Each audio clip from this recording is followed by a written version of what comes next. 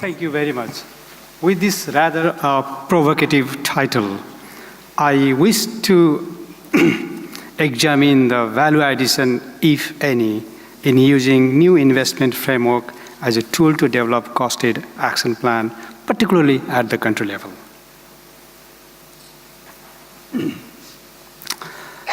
Actually, it's very common that search for ideal model, tool, or methods for resource allocation and resource projection has been an ongoing process.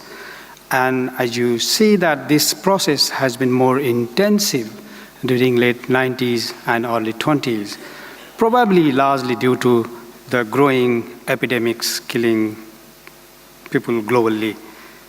Therefore, scientists and social scientists were very keen to find out a proper model, how to do the proper projection and do the investment in the country level. Let me quickly recap some of the key premises that my study is based on. There are three premises in which my study is based on. One is the new investment framework, one of the most popular one. The second one is redefining AIDS in Asia, the AIDS in Commission reports 2008, and the National AIDS Spending Assessment. The very common and popular new investment framework that is introduced during the resource crunch period, where the HIV/AIDS environment was facing a resource crunch globally. Definitely, this introduction of this model, this framework has contributed in regaining the global resource confidence.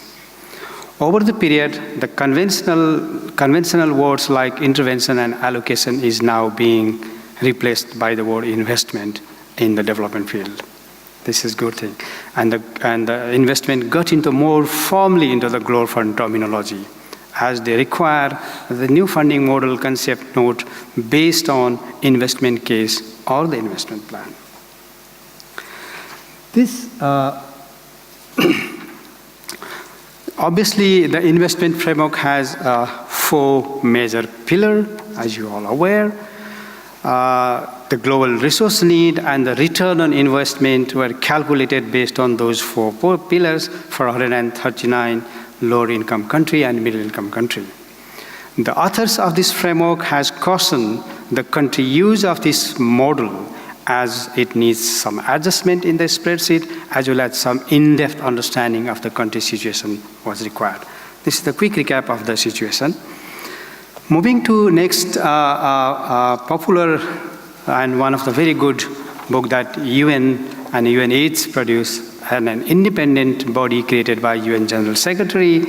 This commission reviewed the Asian epidemics particularly, analyzed course and impact of the epidemics, and also provided region-specific recommendations, and estimated resources to contain the epidemic as well. One of the beauty of this study was it encouraged the Asian countries to invest in high-impact areas. It has four blocks: low cost, high impact, high cost, high impact, low cost, low impact, high cost, low impact area. Now, when the Asian country, particularly when this was introduced in 2008, Asian countries started to realign their resources according to this framework. And then in 2011, the new investment framework was introduced. So country has to again start realigning the investment process. Next important document that is very useful, very critical, that's been introduced by the UNAIDS again, is the National AIDS Spending Assessment Tool. This monitors the resources, resource mobilization and utilization. It definitely supports in-country policy decision making, as the earlier presented highlighted how the NASA finding was used in realigning the resources. And of course, it promotes the accountability and transparency. So my study is based on these three premises. To be more specific about the case study at the country level, the Nepal HIV Investment Plan was prepared in line with new investment framework. with all those 4 key pillars, keeping in mind of those 4 key pillars and the critical elements within that pillars. And of course, in the past, the country had prepared several costed strategies and national action plans. And at the same time, country has conducted several age spending assessment as well, giving a clear kind of a situation how country is doing. Now, talking about a little bit of country context in which this new investment, the National HIV Investment Plan was developed, a country context consists of, it's a concentrated epidemic. Estimated people living with HIV is around 40,000. Prevalence is definitely declining, particularly on those 4 key groups. The sex worker group declining rapidly, and somewhere between now less than 2%. Men who have sex, men also declining around 3.8%, around 4%.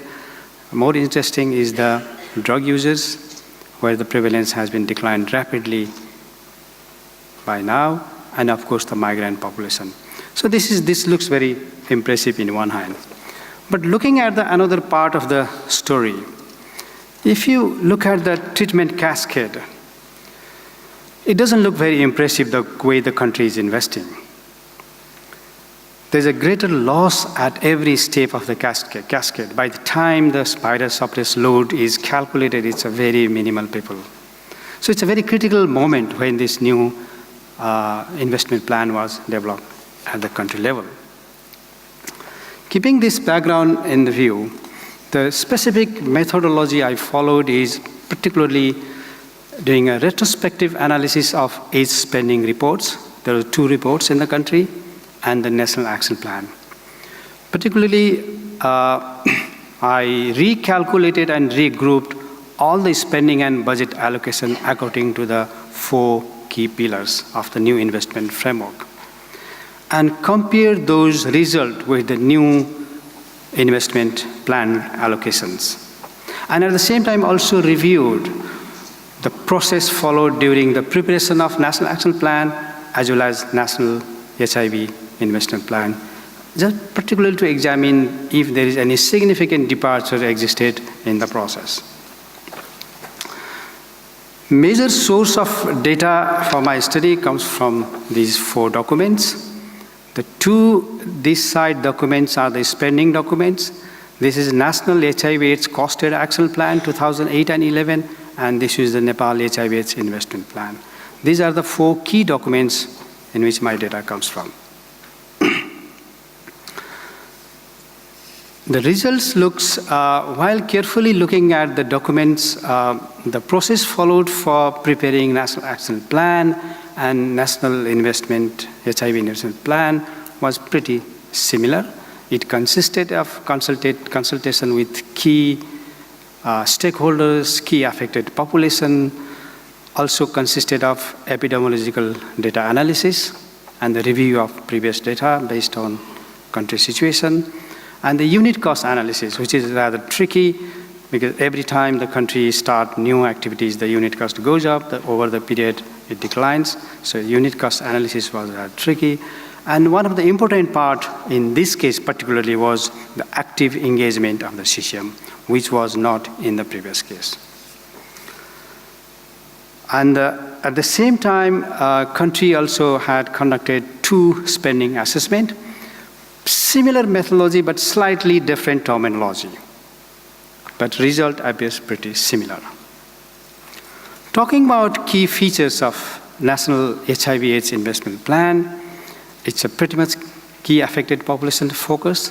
It's a further disaggregated for the better targeting. The traditionally, MSMTG used to be lumped together in a one block, but while looking at the country context, further disaggregation was required, therefore further disaggregation was seen.